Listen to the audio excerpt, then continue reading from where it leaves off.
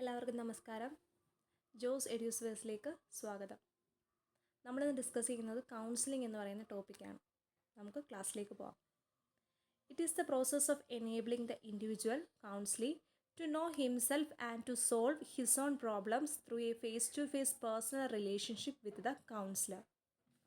ഇവിടെ പറയുന്നത് വെച്ച് കഴിഞ്ഞാൽ കൗൺസിലറുമായുള്ള മുഖാമുഖമുള്ള വ്യക്തിപരമായ ബന്ധത്തിലൂടെ ഒരു വ്യക്തിയെ സ്വയം അറിയാനും സ്വന്തം പ്രശ്നങ്ങൾ പരിഹരിക്കാനും പ്രാപ്തമാക്കുന്ന പ്രക്രിയയാണ് കൗൺസിലിംഗ് എന്ന് പറയുന്നത്. എന്താണ് കൗൺസിലിംഗ് എന്ന് പറഞ്ഞാൽ എന്താണ്? Solve his own problems through a face to face personal relationship with the counsellor. കൗൺസിലറുമായിട്ടുള്ള മുഖാമുഖം ഫേസ് ടു ഫേസ് ആയിട്ടുള്ള പേഴ്സണൽ റിലേഷൻഷിപ്പിലൂടെ ഡിസ്കസ് ചെയ്തുകൊണ്ട് ഒരു വ്യക്തിയെ അയാളുടെ പ്രശ്നങ്ങൾ എന്താണെന്ന് മനസ്സിലാക്കാനും അത് പരിഹരിക്കാനായിട്ടും സഹായിക്കുന്ന ഒരു പ്രോസസ്സിനെ അല്ലെങ്കിൽ പ്രക്രിയയാണ് നമ്മൾ എന്തെന്ന് പറയുന്നത്? കൗൺസിലിംഗ് എന്ന് നമ്മൾ പറയുന്നത്. നെക്സ്റ്റ് പോയിന്റ് നോക്കിയേ. Helps the individual for self realisation, self direction and provide assistant to solve problems. അപ്പോൾ എന്ത് ചെയ്യുന്നു? Helps the individual for self realisation. അപ്പോൾ എന്താണ്? കൗൺസിലിംഗ് ഒരു വ്യക്തിയെ സ്വയം സെൽഫ് റിയലൈസേഷനും അതുപോലെ സെൽഫ് ഡയറക്ഷനും സ്വയം ദിശാബോധത്തിനും അതുപോലെ പ്രശ്ന പരിഹാരത്തിനും വേണ്ടിയിട്ട് സഹായിക്കുന്നു. കൗൺസിലിംഗ് ഒരു പേഴ്സണെ സഹായിക്കുന്നു. പ്രധാനമായിട്ടും കൗൺസിലിംഗ് ഇത്രയാണ്. 3 ടൈപ്പ് ഉണ്ട്. നോക്കിയേ, 3 forms or types of counselling. ഏതൊക്കെയാണ്? Directive counselling, non directive counselling, eclectic counselling. ഏതൊക്കെയാണ്? Directive counselling, non directive counselling, eclectic counselling. നമുക്കിനി ഓരോന്നായിട്ട് നോക്കാം. Directive counselling popularised by the E.G. Williamson. ആരാണ്? E.G. വില്യംസൺ എന്ന് പറയുന്ന വ്യക്തിയാണ് ഡയറക്റ്റീവ് കൗൺസിലിങ്ങിൻ്റെ പ്രധാനപ്പെട്ട വക്താവെന്ന് പറയുന്നത്. Directive counselling also called trait and factor approach or perspective counselling. Prescriptive counselling. Directive കൗൺസിലിങ്ങിനെ ട്രൈറ്റ് ആൻഡ് ഫാക്ടർ അപ്രോച്ച് എന്നും അതുപോലെ പ്രിസ്ക്രിപ്റ്റീവ് കൗൺസിലിംഗ് എന്നും അറിയപ്പെടുന്നു. അതിനുശേഷം problem of the counselee is important and counsellor plays a prominent role. എന്ന് വെച്ച് കഴിഞ്ഞാൽ ഇതൊരു കൗൺസിലർ സെൻറ്റേർഡ് ആയിട്ടുള്ള കൗൺസിലിംഗ് ആണ് ഡയറക്റ്റീവ് കൗൺസിലിംഗ് എന്ന് പറയുന്നത്. അപ്പം സിമ്പിളായിട്ട് പറയുകയാണെങ്കിൽ E.G. വില്യംസനാണ് ഡയറക്റ്റീവ് കൗൺസിലിംഗ് കൊണ്ടുവന്നത്. ഇവിടെ കൗൺസിലർക്കാണ് പ്രാധാന്യം. അതുപോലെ ഏതെങ്കിലും ഒരു പ്രത്യേക വിഷയത്തിനായിരിക്കും ഇവിടെ പ്രാധാന്യം നൽകുക. അത് നമ്മളിവിടെ പറഞ്ഞിട്ടുണ്ട്. Problem of the counselee is important. ഇവിടെ കൗൺസിലിയുടെ പ്രശ്നത്തിനായിരിക്കും നമ്മൾ ഇമ്പോർട്ടൻസ് കൊടുക്കുക. ട്രേഡ് ഫാക്ടർ അപ്രോച്ച് എന്നും അതുപോലെ പ്രിസ്ക്രിപ്റ്റീവ് കൗൺസിലിംഗ് അല്ലെങ്കിൽ നിർദ്ദേശാത്മക പ്രബോധനമെന്നും ഇതിനെ അറിയപ്പെടുന്നു. അപ്പോൾ counsellor gives advice, suggestions, explanations etcetera to the counselee. ഇവിടെ കൗൺസിലർ ആയിരിക്കും കൗൺസിലിക്ക് വേണ്ടുന്ന നിർദ്ദേശങ്ങളും ഉപദേശങ്ങളും അതുപോലെ വിശദീകരണങ്ങളും മറ്റുമൊക്കെ തന്നെ നൽകുന്നത്. അടുത്ത non directive counselling. Non directive counselling നോക്കാം. Popularised by the Carl Rogers. അപ്പോൾ നോൺ ഡയറക്റ്റീവ് കൗൺസിലിംഗ് പോപ്പുലറൈസ് ചെയ്ത ആരാണ്? കാൾ റോഗേഴ്സ് ആണ്. Also called the client centred approach അല്ലെങ്കിൽ പെർമിസീവ് കൗൺസിലിംഗ്. അപ്പോൾ പെർമിസീവ് കൗൺസിലിംഗ് അല്ലെങ്കിൽ ക്ലയൻറ്റ് സെൻറ്റേർഡ് അപ്രോച്ച് എന്നാണ് നോൺ ഡയറക്റ്റീവ് കൗൺസിലിങ്ങിനെ അറിയപ്പെടുന്നത്. അപ്പോൾ ക്ലയൻറ്റ് സെൻറ്റേർഡ് അപ്രോച്ച് എന്ന് പറയുമ്പോൾ തന്നെ നമുക്കറിയാം ഇവിടെ ആർക്കായിരിക്കും പ്രാധാന്യം കൊടുക്കുക? കൗൺസിലിക്കായിരിക്കും പ്രാധാന്യം കൊടുക്കുക. ഡയറക്റ്റീവ് കൗൺസിലിങ്ങിൻ്റെ അകത്ത് കൗൺസിലർക്കാണ് ഇമ്പോർട്ടൻസ് എങ്കിൽ നോൺ ഡയറക്റ്റീവ് കൗൺസിലിങ്ങിൻ്റെ അകത്ത് കൗൺസിലിക്കാണ് ഇമ്പോർട്ടൻസ് കൊടുക്കുന്നത്. അപ്പോൾ counselee's freedom and autonomy are significant. അപ്പോൾ നോൺ ഡയറക്റ്റീവ് കൗൺസിലിങ്ങിൽ കൗൺസിലിയുടെ ഫ്രീഡവും സ്വാതന്ത്ര്യവും ഓട്ടോണമി എന്ന് പറയുന്നത് സിഗ്നിഫിക്കൻ്റ് ആയിട്ടുള്ളൊരു കാര്യമാണ്. Counselee is more important than his problem. ഇവിടെ കൗൺസിലിയുടെ പ്രശ്നത്തെക്കാളും പ്രാധാന്യം ആർക്ക് തന്നെയാണ്? കൗൺസിലിക്ക് തന്നെയാണ്. Counsellor acts as a mirror reflecting back the counselee. അപ്പം നമുക്കിവിടെ പറയാം കൗൺസിലർ എന്തായിട്ടാണ് ഇവിടെ പ്രവർത്തിക്കുന്നത്? ഒരു മിറർ, ഒരു കണ്ണാടിയായിട്ടാണ്. കൗൺസിലിയെ പ്രതിഫലിപ്പിക്കുന്ന ഒരു കണ്ണാടിയായിട്ടാണ് കൗൺസിലർ പ്രവർത്തിക്കുന്നത്.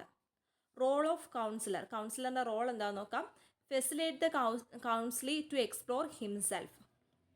അപ്പം സ്വയം കാര്യങ്ങൾ തിരിച്ചറിയാൻ വേണ്ടിയിട്ട് അവസരം ഒരുക്കി കൊടുക്കുന്നു. ആർക്ക് വേണ്ടിയിട്ട്? കൗൺസിലിക്ക് അവസരങ്ങൾ ഒരുക്കി കൊടുക്കുകയാണ് കൗൺസിലർ ചെയ്യുന്നത്. Counsellor helps the counselee to clarify his feelings. അതുപോലെ തന്നെ കൗൺസിലർ എന്താണ് കൗൺസിലിയെ ഹെൽപ്പ് ചെയ്യുന്നു. എന്തിനു വേണ്ടിയിട്ടാണ്?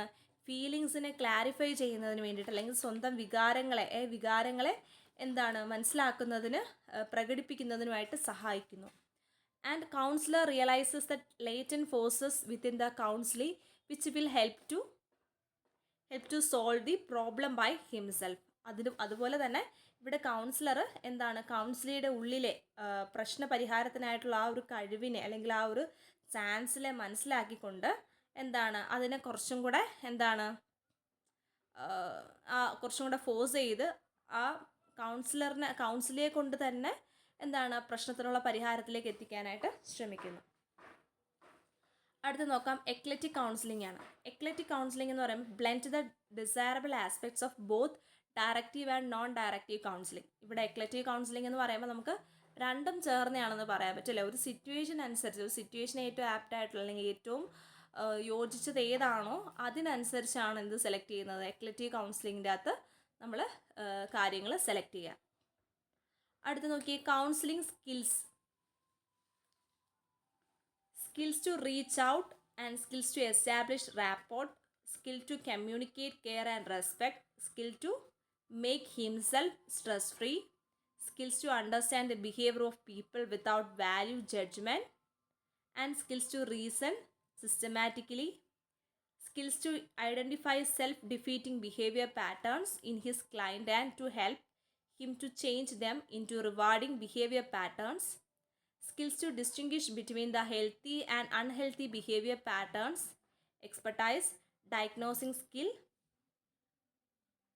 observing skill, founding skill, skill of attending, skill of listening, skill of responding, diagnosing skill, personalizing skill, reframing skill, initiating skill and evaluating skill. ഇത്രയും skills വേണം. നമ്മളിതിനകത്ത് പ്രധാനമായിട്ട് ഓർത്തിരിക്കേണ്ട ചില സ്കിൽസ് ഉണ്ട്. എന്തൊക്കെയാണെന്ന് പറയാം. സിമ്പിളായിട്ട് പറയുകയാണെങ്കിൽ എന്താണ്, ബന്ധങ്ങൾ സ്ഥാപിക്കാനായിട്ടുള്ളൊരു കഴിവ് വേണം. ഒരു കൗൺസിലർക്ക് വേണ്ട സ്കിൽസ് എന്തൊക്കെയാണ്? ഒന്ന്, ബന്ധങ്ങൾ സ്ഥാപിക്കാനായിട്ടുള്ളൊരു കഴിവ് വേണം, സത്യസന്ധത ഉണ്ടായിരിക്കണം, എമ്പതി ഉണ്ടായിരിക്കണം, ഒരു നോളജ് ഉണ്ടായിരിക്കണം, അതുപോലെ എന്താണ് നല്ലൊരു കമ്മ്യൂണിക്കേഷൻ, നല്ലൊരു ആശയവിനിമയം നടത്താനായിട്ടുള്ളൊരു കഴിവുണ്ടായിരിക്കണം, സെൽഫ് കൺട്രോൾഡ്, സ്വയം നിയന്ത്രിക്കാനുള്ള കഴിവുണ്ടായിരിക്കണം, പിന്നെന്താണ് മൂല്യനിർണ്ണയമില്ലാതെ ആളുകളുടെ സ്വഭാവം മനസ്സിലാക്കാനായിട്ടുള്ള കഴിവുണ്ടായിരിക്കണം, ആരോഗ്യപരവും അല്ലാത്തതുമായിട്ടുള്ള പെരുമാറ്റങ്ങളെ തിരിച്ചറിയാനായിട്ടുള്ളൊരു കഴിവുണ്ടായിരിക്കണം, വൈകാരികമായിട്ടുള്ളൊരു സ്ഥിരത, അതുപോലെ എന്താണ് ക്ഷമ, ഏറ്റവും അത്യാവശ്യമാണല്ലേ ക്ഷമ എന്ന് പറയുന്നത്. ക്ഷമയുണ്ടായിരിക്കണം, ഒബ്സർവേഷനുള്ള സ്കില്ല്, നിരീക്ഷിക്കാനായിട്ടുള്ള കഴിവുണ്ടായിരിക്കണം, പ്രതികരിക്കാനായിട്ടുള്ള റെസ്പോണ്ടിങ് സ്കില്ല്, റെസ്പോൺസ് ചെയ്യാൻ പ്രതികരിക്കാനായിട്ടുള്ള കഴിവുണ്ടായിരിക്കണം, ശ്രദ്ധാ നൈപുണ്യം, നല്ലൊരു ശ്രദ്ധ. ഒരു കുട്ടി ഒരു കൗൺസിലറിന് മുന്നിൽ വരുമ്പോൾ ആ കുട്ടി പറയുന്ന കാര്യങ്ങളൊക്കെ കൃത്യമായിട്ട് ശ്രദ്ധിച്ചാൽ മാത്രമേ അതിനൊരു പരിഹാരം കാണാനായിട്ട് സാധിക്കൂ. അപ്പോൾ എന്താണ്, ഒരു ശ്രദ്ധാ നൈപുണ്യം ഉണ്ടായിരിക്കണം. പിന്നെന്താണ്, വിലയിരുത്തലിനുള്ള കഴിവുണ്ടായിരിക്കണം, കൃത്യമായിട്ട് കാര്യങ്ങൾ ഇവാലുവേറ്റ് ചെയ്യാനായിട്ടുള്ളൊരു കഴിവുണ്ടായിരിക്കണം. പിന്നെന്താണ്, ഒരു രഹസ്യങ്ങൾ സൂക്ഷിക്കാനായിട്ടുള്ളൊരു കഴിവ്. വെച്ചാൽ ഒരു കുട്ടി വിശ്വസിച്ച് പറയുന്ന പല കാര്യങ്ങളുണ്ടല്ലേ, അപ്പോൾ അത് എന്താണ്, എങ്ങനെയാണോ അതിനെ കൈകാര്യം ചെയ്യേണ്ടത് ആ രീതിയിൽ കൈകാര്യം ചെയ്യാനായിട്ടുള്ളൊരു കഴിവ് ആർക്കുണ്ടായിരിക്കണം? ഒരു കൗൺസിലർക്ക് ഉണ്ടായിരിക്കണം.